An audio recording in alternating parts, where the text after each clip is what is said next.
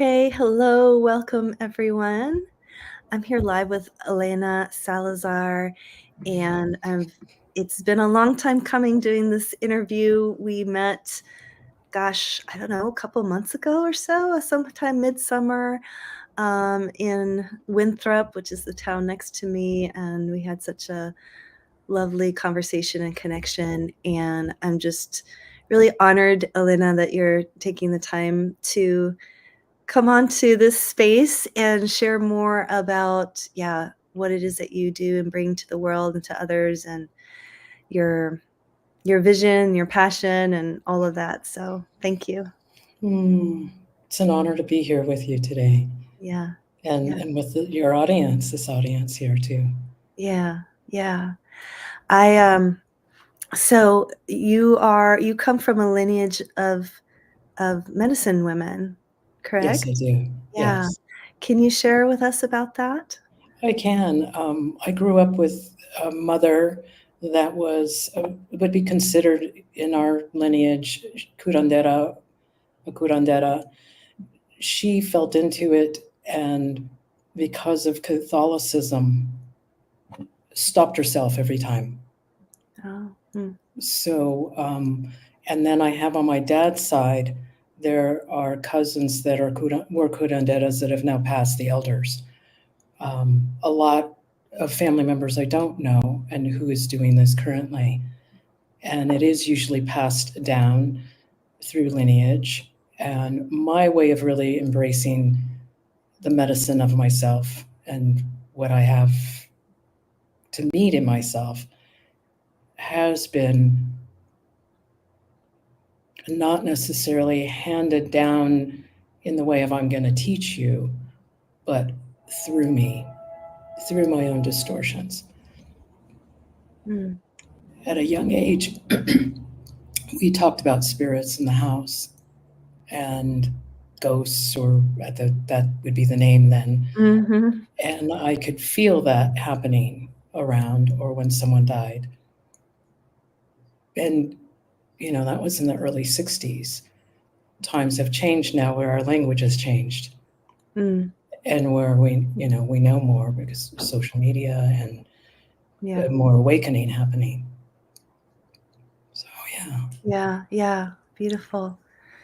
And so when you and I talked, I thought it was really interesting what you had to say about plant medicines, because that's one aspect of your work. The other aspect is this heart work that we'll talk more about. But you were saying something about, we see so much now online, this commercialization of, plant medicine, and now you can get like gummies and it's got a little VW bus on it, and, stuff like this that's just like, kind of like, I guess, what happened with marijuana in a sense. Like now it's just so commodified, and it's interesting to me now that I see that even the mushrooms are getting these silly names, the strains, and these silly names. I don't know how else to describe it, but like rocket ship and like stuff like this. Can you speak to that? Like, what, from your lens, from your background, your heritage, all of that, what do you have to say? Like, what can you address with that? What do people need to know? Yeah. There's so much, because we can distort anything. And we're manipulatable ourselves through when we don't have who we are. And in this time where, because of what psychedelics offer, ethnogenics, is an opening to consciousness. But that doesn't, in my experience, doesn't mean I'm getting anywhere in myself until I embody me. Because otherwise then I have the potential of running into a superior part of self, which is just as deficient as the small self, Mm. polarities, till we come back here. So, coming back to your question, Mhm. my many years of living in the jungle and experiencing with ayahuasca,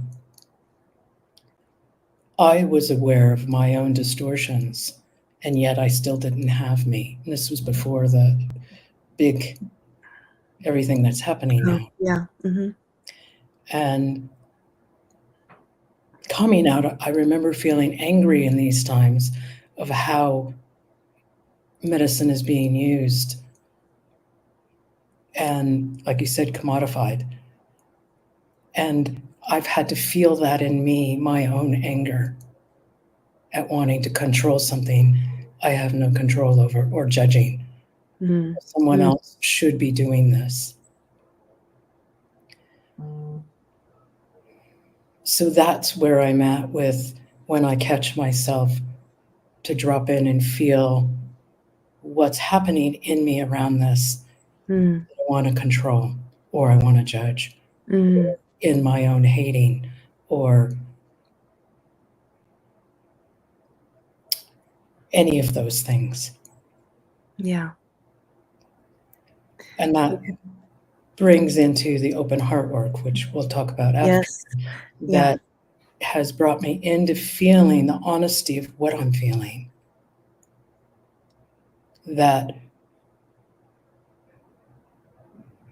who am I to say that this is not someone's karma or the way it should be or this or that? Mm. There's been some discussion in the community around ayahuasca anyway, Mhm. with the indigenous, because of what's happening and how the jungle is being taken for ayahuasca, and now it's being grown not naturally in its natural environment. We're growing to drink it. Mm. Mhm. And so yeah, so it's a big discussion. Yeah.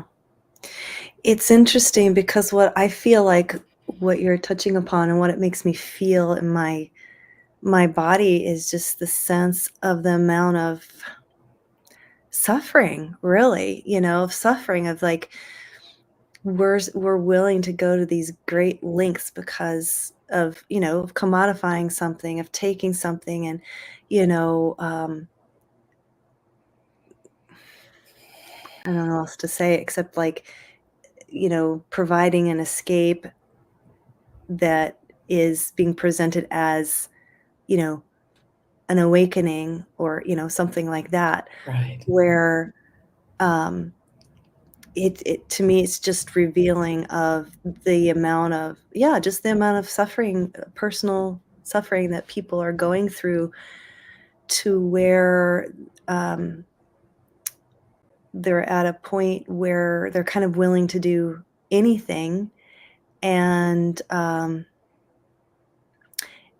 not necessarily be willing to slow down maybe and and, enter into that space with the amount of awareness and reverence that's required. There's just, it's like everything, like you said, we have ability to distort and take something and just go overboard with it, like it's right, like with right, tobacco or marijuana or anything else. It's just like right, it's all plants, but then, it's so easy for it to turn into just another addiction or another escape rather than actually using it to heal what we need to heal. And so yeah, so let's talk about the heart work because it seems like it doesn't matter if you have this sort of huge eye-opening experience and you're able to see in that moment of, your own distortions and the oneness of everything and all of that, um, there still needs to be this integration, which I imagine that's what you do with this journeying into the heart. right, What's right. already Yes, here, right? right. And yes, it is the suffering. Where in the, everyone's awakening to the suffering, our own personal suffering. And in my experience, again, it's not, my suffering didn't shift until I started really dropping in me to feel where my suffering is, but not even where, because where isn't a place. Just through feeling it. Because we have this experience, my experience, I've had this lifetime. Epigenetically, we have our parents, our grandparents, ancestral. We have that I'm a woman. I have my skin color, I'm brown. So I come with all these pieces of distortions, how I am in the world. Then there's the collective. So in that, we have these layers of trauma or suffering. And that's what, when I like kind of tie in the ethnogenics, with the open heart that I offer, is in staying and feeling that. Because we want to be free and feel the joy and excitement. But there's different ways of feeling, layers of excitement, I feel. We can be on our nervous system excitement, feels great, but I'm not embodying me in my excitement. And when we've had any trauma, we live outside of our body. We're not in our body because it's out because of safety, right? So I'm safer out in my nervous system than I am here feeling me in the pain or the hurting. And again, and this is only in my experience that I know me, is when I had experienced a lot of, like I said, years, hundreds of ayahuascas and apprenticing, I was still not in me. I could have most amazing visions, consciousness and understanding, but I wasn't. Of course, it gave me, I got to go to other dimensions that are here for us. But I wasn't embodied in me, in my heart, in my womb. So am I, like, I don't mean to. So I'm curious. So it sounds like, yes, there's these universal truths that we can understand that are eternal and beyond comprehension, right? That we can comprehend when we're using the plant medicine. But it seems like what you're saying, that ultimately we do have this singularity. We are born into this particular sleeve of a person, and so there's a reason why Tanya is here as Tanya, Elena is here as Elena. It's not, Tanya isn't here as the all encompassing God consciousness, knows and feels everything, is everywhere at all times. But there seems, from my understanding, that, God or ultimate consciousness, whatever, has this deep desire to experience itself as Tanya and as Elena. And so when we're constantly trying to escape that, in a way, it seems like we're denying ourselves from what God himself, herself is seeking to experience itself as that.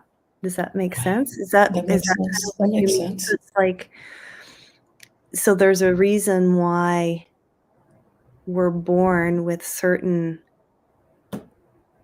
lessons, certain limitations, right? Right. That we have to come to accept. It's like we're here to learn how to be human on some level, and part of the human experience is the fullness of all of it, right? Correct. And I even feel in what you're speaking into, Tanya, is that's how we not only clean house, so we clean house, right? Where that through the dualities that we come back into here.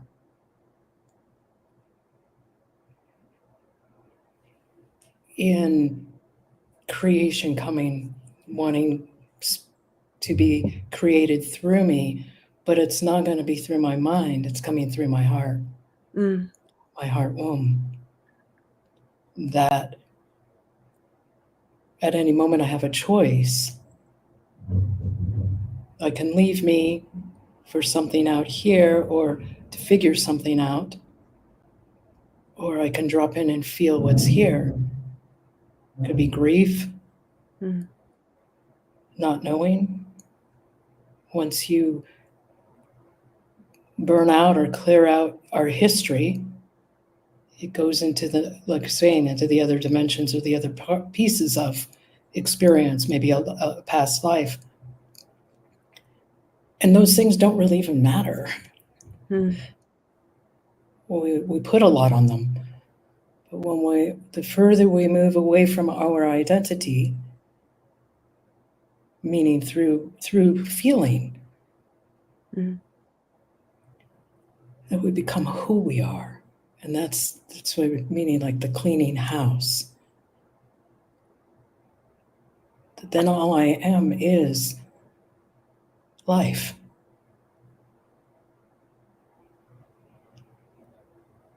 Life moving through me.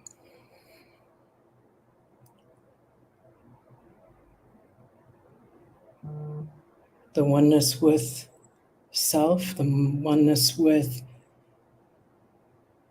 a tree, or someone you see in the street suffering, that reflection is there. That I think there was I don't know the exact words, but the reflection of myself is in you. And in that, but in me, I have me, I'm then feeling me, maybe feeling you, but that I'm not then moving away from judgment that this person is missing something, or they're this, or they're that. And because that then again comes that I'm back up here. Right. But then I've left me, what I mean, my heart womb, to become either, say, again, superior or deficient. So you guide people through using inquiry and presence and really slowing down so that they can be open to whatever this experience is here and now, right? So there's Yes. this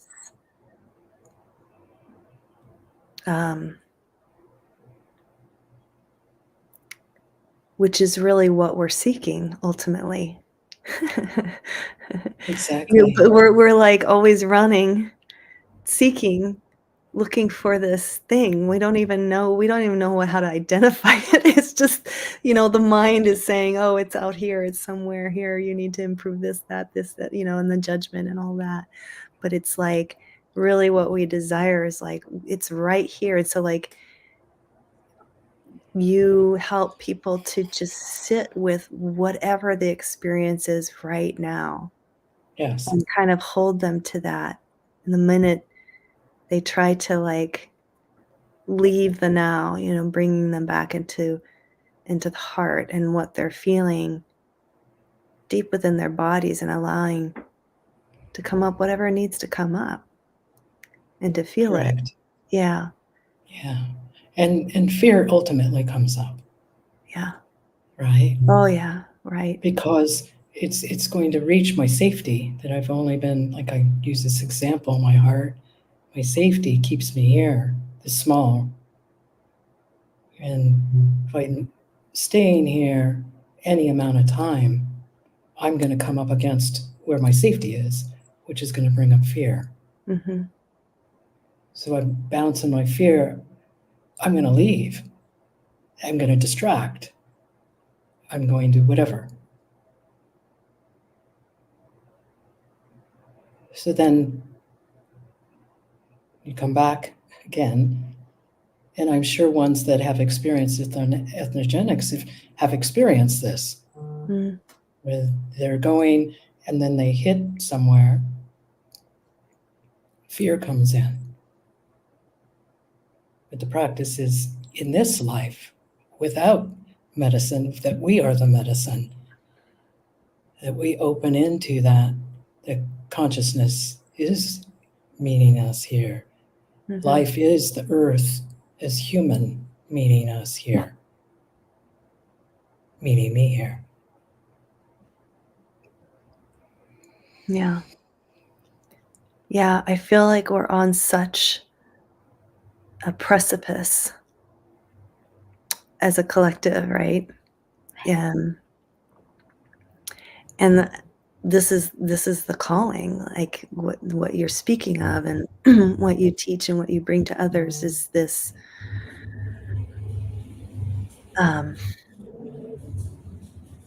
coming back to what is actually true, and I don't like the word challenge, but I can't think of another word.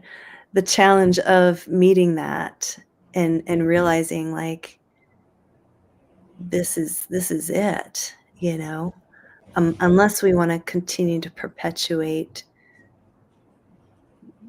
just the tremendous amount of suffering that continues, right? That seems to be escalating in many ways. And so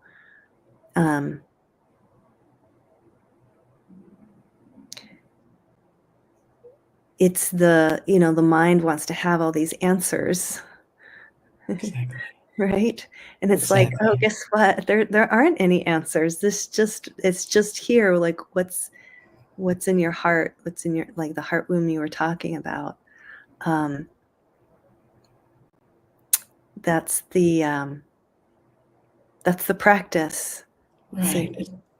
It's shadow work. It's our shadow work, right? Mm-hmm. And not everyone's meant for shadow work to go in that deep because of the fear and either trauma or what their soul has come back to learn, experience, which gives also space to, again, that non-judgment, that I don't know what anyone is here for. I only know what I'm here for. Mm. And in this work, it's like mini deaths mm-hmm. for our grand death. Yeah. I right. desire to die alive. Right. Yeah. And is that everyone else's desire? I don't know. I can't. It's kind of none of our business. Choose, right? Exactly. Yeah. Yeah. Really interesting.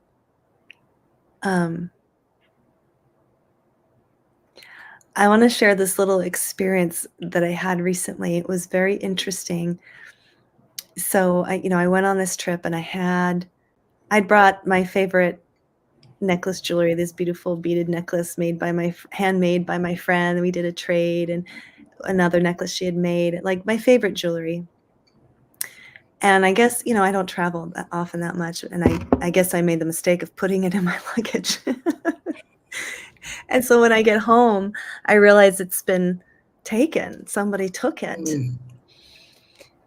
And it was so interesting to have this experience of, like, wow, I was so attached to these material possessions, like, it was so attached. Like, it was almost like it was so strange to have this feeling, like, wow, like like, to lose something like that. I mean, it's like many. I mean, people lose much greater things than that. People's houses burn down, they lose loved ones, these kind of things. And there was this feeling of realizing, like, it's gone. It was like this naked feeling. I was like, oh, there was like this nakedness that kind of, I was like, there I am. I have to, there's nothing there. Like, you just let it go. And so um I imagine that when you begin to let go of these stories that we tell ourselves, and the attachment to who we think we are, all the different identities, and we begin to let go of those, there's this just open nakedness of just, I'm just here. There's nothing left. Yeah, yeah. Yeah. Anyway, um is there anything that you have on your heart that you would like to speak more to? Um, I want to thank you for sharing your experience, and that feels that you were able to drop in and feel yourself in your Yeah, connection with this jewelry, yeah. and that it may still already be here. Mhm, That jewelry, that experience of receiving the gift that you mhm, were given from this friend, and how it made you feel. That it may not physically be here, but it's here with you, as in that dropping in and feeling. mm, mhm.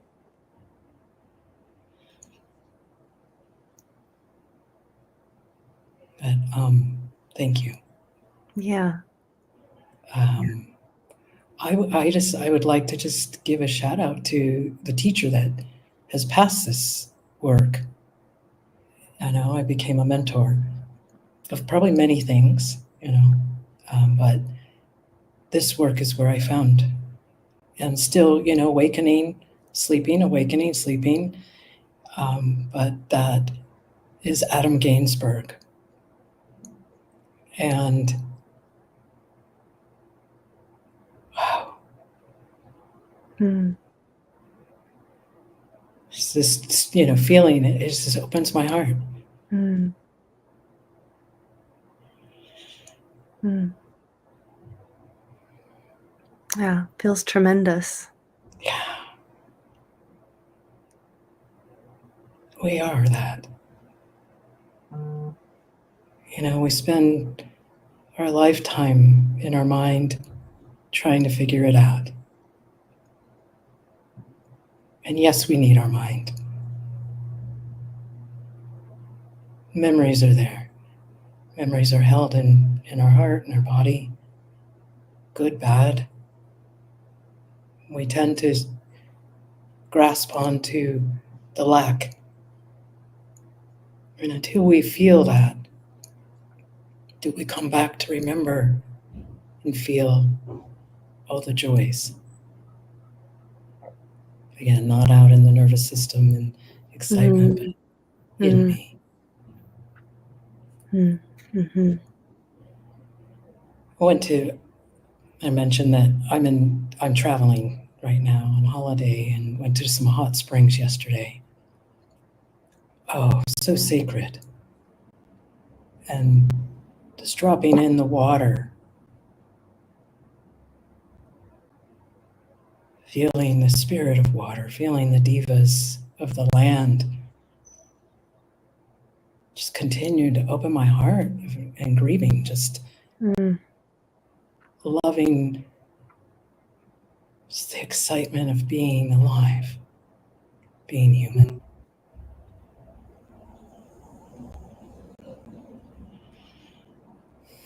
mm. Yeah, there's so much, right? There's so much available to us. So much. So many gifts. So much beauty, so much just wow. And it's true when you open yourself to it, it does can feel this grief and joy all balled up into one experience, right? It's just like, Exactly. oh my gosh, like, whoa. Right. And stay there longer. Continue to feel Yeah. and allowing isn't a word. Words are difficult sometimes, but just opening to that staying and feeling. If there's trauma, you'll hit trauma in whatever layer, whatever dimension there was trauma or an experience of it. Just in opening more and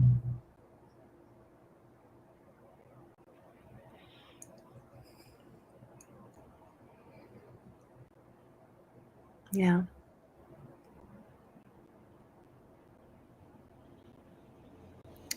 I'm so grateful for your presence because I can feel myself slowing down and really just being here and listening to your words and feeling your presence. I think that's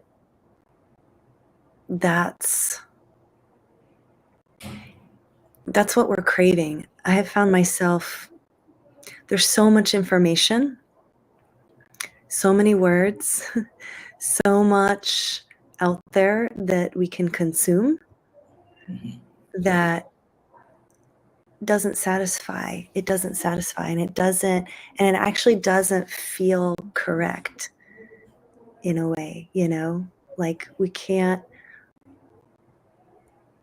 I feel like, technology, we're not built to, these biological bodies are not created, at least in my opinion or my experience. I should just speak to my own experience. Maybe there's other people that can consume and their brains are this big and they can just consume and digest all this information. Maybe they have more rapid minds. I don't know, but I feel like there's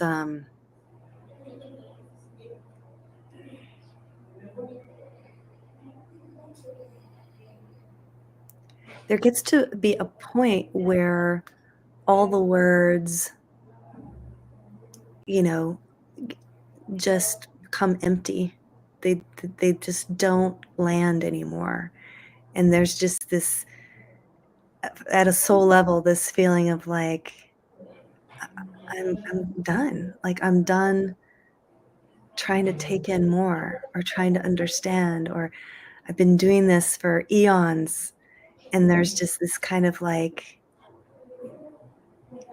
yeah, maybe I'm just, it's the next step of the path. I mean, no judgment against others that may still be kind of like in the seeking and the consumption and, trying on different things and, that, I've definitely done that, but I've felt like I've come to a point where I'm like,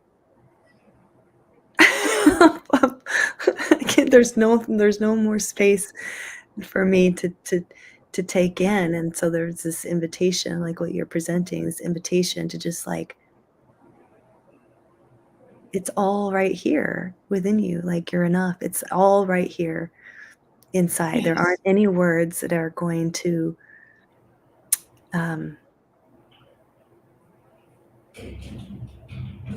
at some point you have to step away from the words and come into the being and the feeling of the heart.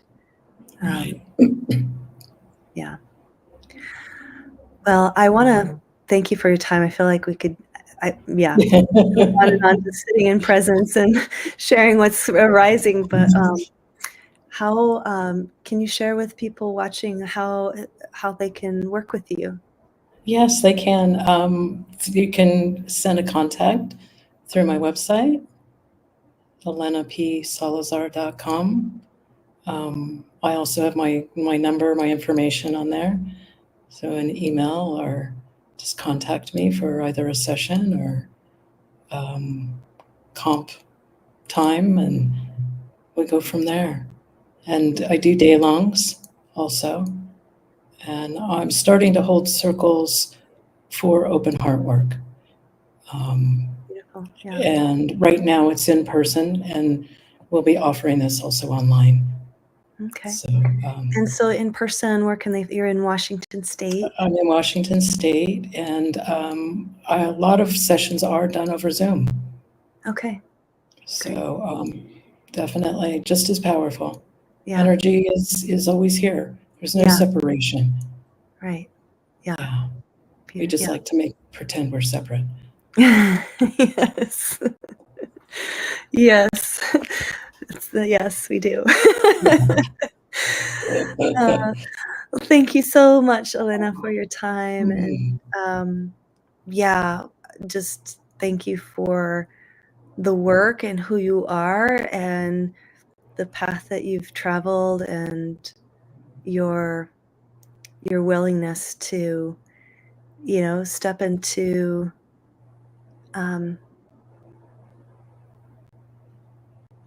stepping into the truth and courageously walking your path. Maybe you don't see it as courageous, but I do.